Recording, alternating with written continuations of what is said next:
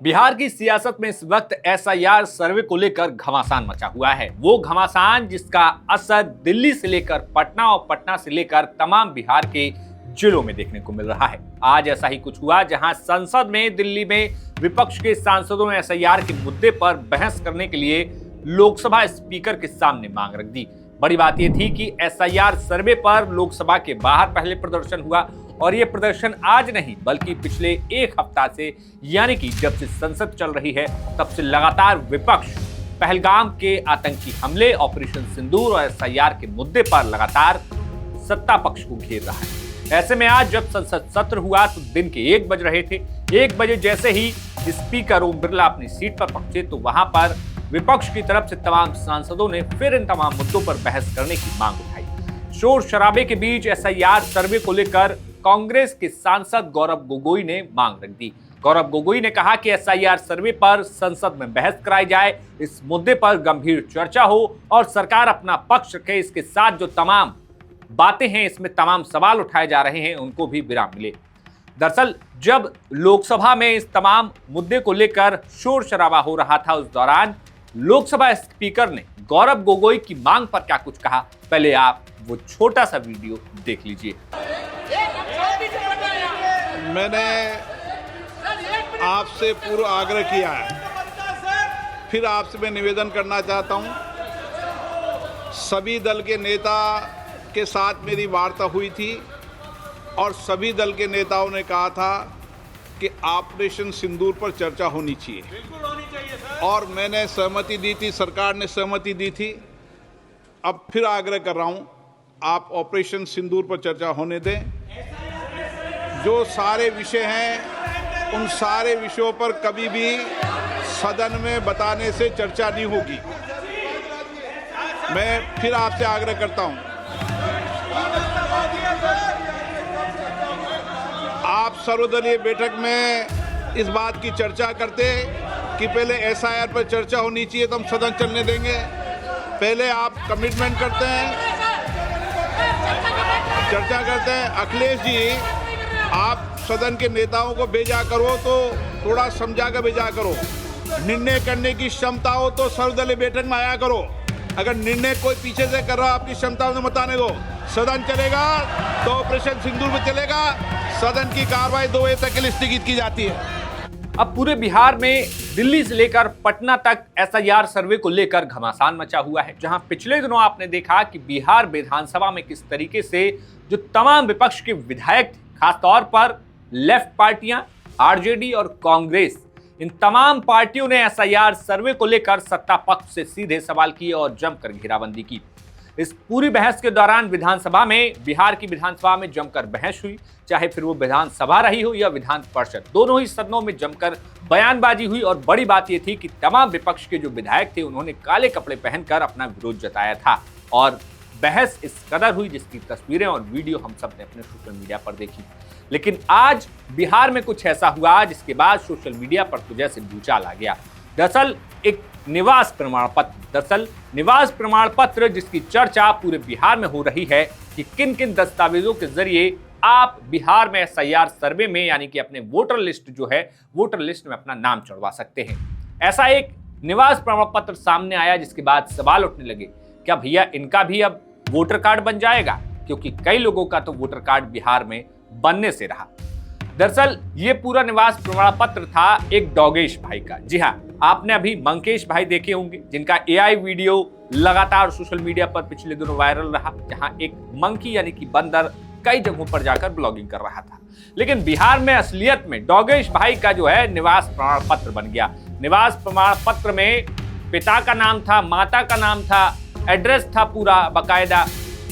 और अब जो है आप ताज्जुब मत करिएगा कि अगर डॉगेश भाई का बिहार में जो है वोटर कार्ड बन जाए और डॉगेश भाई बिहार विधानसभा के चुनाव में पोलिंग बूथ के बाहर लाइन में लगे हुए अपने वोटर एपिक कार्ड के साथ दिखाई न दे जाए। आपको पहले ये निवास प्रमाण पत्र दिखा देते हैं। दरअसल ये जो निवास प्रमाण पत्र है वो पटना अनुमंडल से जारी किया गया।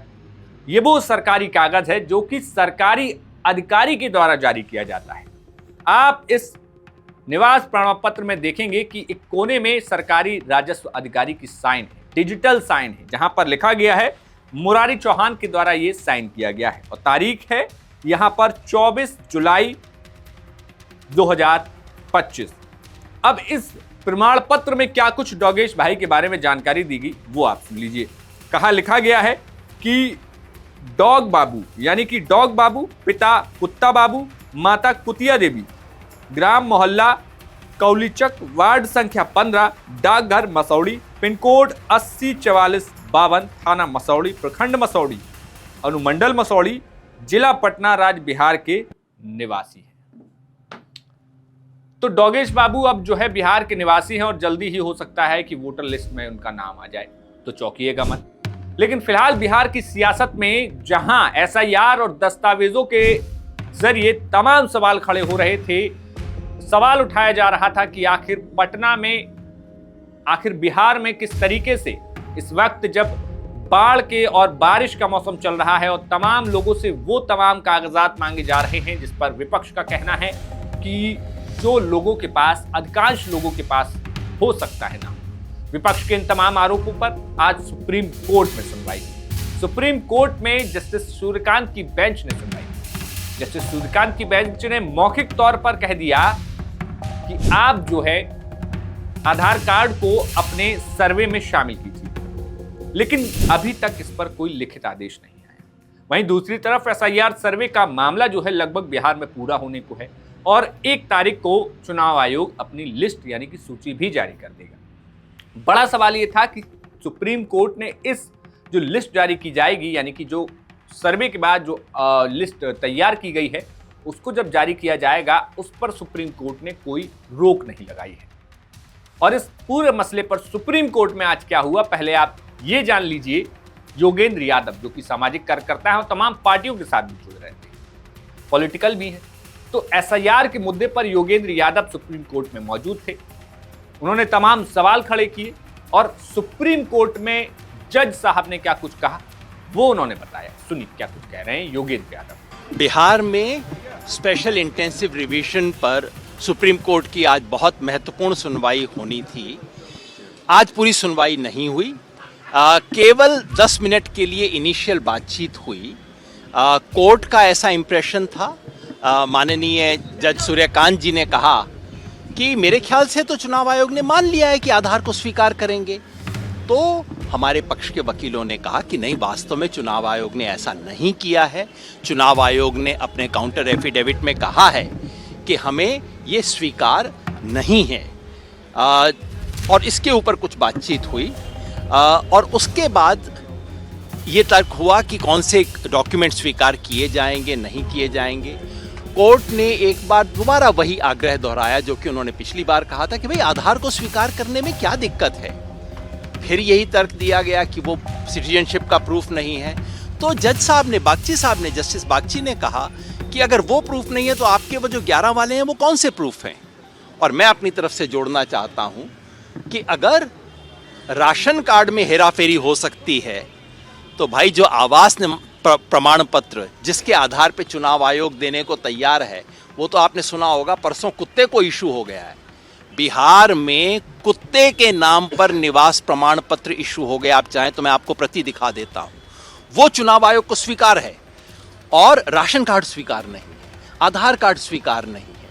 ये क्या चल रहा है? सुप्रीम कोर्ट ने कहा है कि कल 10:30 बजे वो इसके लिए समय तय करेंगे कि पूरी सुनवाई कब हो। इसके ऊपर पूरी सुनवाई आज नहीं हुई है और कल 10:30 बजे कोर्ट के अंदर ये मामला दोबारा आएगा। ये मामला छोटा नहीं है, ये मामला इस देश के करोड़ों लोगों के मताधिकार का है। कोर्ट ने कहा, वकीलों ने कहा कि 1 अगस्त को बिहार में ड्राफ्ट इलेक्टोरल रोल रिलीज हो जाएगा और जैसे ही वो ड्राफ्ट रिलीज होता है, इसका मतलब है कि 65 लाख लोगों का मताधिकार एक झटके में खत्म हो जाएगा। उनको अपील करने का अधिकार भी नहीं रहेगा एक बार वो ड्राफ्ट लिस्ट से बाहर हो गए। इसलिए बेहद जरूरी है कि ये मामला 1 अगस्त से पहले तय हो और मुझे पूरा विश्वास है कि सुप्रीम कोर्ट इस मामले की जल्द बातचीत करके, इस पे जल्द हियरिंग करके एक निश्चित फैसला देगा। अब जहां योगेंद्र यादव ने एसआईआर के मुद्दे पर तमाम डॉक्यूमेंट्स को लेकर सुप्रीम कोर्ट में जो आज सुनवाई हुई उसके बारे में बात की, लेकिन दूसरी तरफ एसआईआर सर्वे के समर्थन में जो लोग थे, सुप्रीम कोर्ट के वकील अश्विनी उपाध्याय, उन्होंने कहा कि जो तमाम डॉक्यूमेंट्स मांगे गए हैं वो सरकार के अधिकारी यानी सरकारी कर्मचारी बनाते हैं। लेकिन आधार कार्ड को लेकर जो हंगामा मचा हुआ है, आधार कार्ड के पीछे शामिल ना करने के पीछे तर्क उन्होंने ये दिया कि आधार कार्ड कोई सरकारी अधिकारी नहीं बनाता, उसका ठेका कंपनियों को दिया जाता है, कंपनी सर्वे करती है, आपकी डिटेल्स लेती है और वो आधार कार्ड बनके आपको मिल जाता है। और उनका कहना यह भी था कि आधार कार्ड कोई सिटीजनशिप का प्रूफ नहीं है, इसलिए आधार कार्ड को शामिल नहीं किया जा सकता। पहले एक बार सुनिए क्या कुछ अश्विनी उपाध्याय कह रहे हैं। देखिए, पहली बात तो मेरा ये मानना है कि आधार के बेस पे वोटर आईडी बना देना ये ठीक नहीं है, क्योंकि जो बाकी के डॉक्यूमेंट हैं वो आज भी गवर्नमेंट के इंस्टीट्यूशन में बनते हैं, गवर्नमेंट के ऑफिसर्स में बनते हैं। जैसे आपका राशन कार्ड तहसील में बनता है, आपका बर्थ सर्टिफिकेट नगर निगम में बनता है, आपका पासपोर्ट ऑफिस में बनता है। लेकिन आधार शुद्ध रूप से प्राइवेट लोग बनाते हैं, कॉमन सर्विस सेंटर पे बनाते हैं। वो कोई गवर्नमेंट की एम्प्लॉय नहीं है, उनकी कोई अकाउंटेबिलिटी नहीं, उनकी कोई रिस्पॉन्सिबिलिटी नहीं।